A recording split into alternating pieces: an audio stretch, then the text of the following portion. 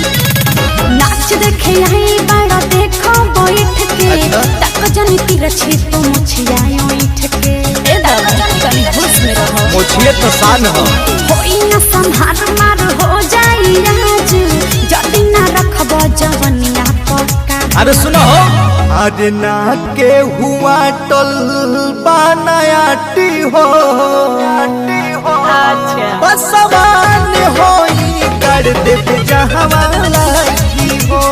अच्छा ना के हुआ टल बनायाटी हो का बस सवान होई कर दे जहवाला की हो।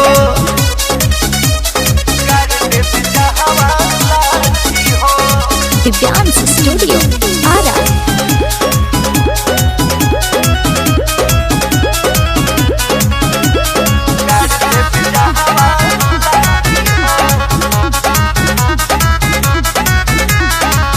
छुआ जानी लहंगा महंगा काहे रे बुझो हमारा बात के का साटा यही जब भइल बाटे बाबुए के रात के रुपया फिर कल बड़ो तो का करबो बैठ जाई भाठा दू चार काठा चाहे जेताना पाल के टंगाई बोला दमले बुके ताना।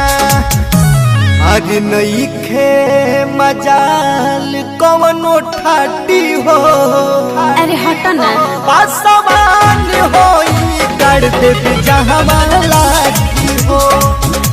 ना के हुआ टल बनायाटी हो पासवान होई कर दे जहवाला की हो। देखो फिर फेंकम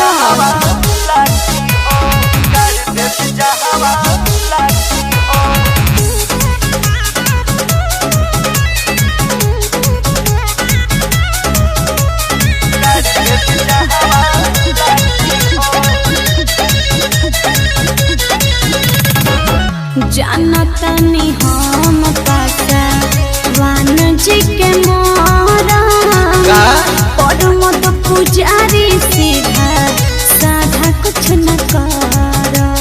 वो तो पता चल जाए हाँ तो ठीक है बा नईखे मजाल कवनो हमारा सोझता के रमेश्वर समिया छोड़ी इज्जतो न बाची तो बिनतेस बिहारी हो या बाटी हो काम फोकस दिखावा करो पासवान होई कर दे जहवाला की हो। ना के हुआ टल बनायाटी हो पासवान होई कर दे जहवाला। अरे लाठी हो अरे जियो पासवान राजा।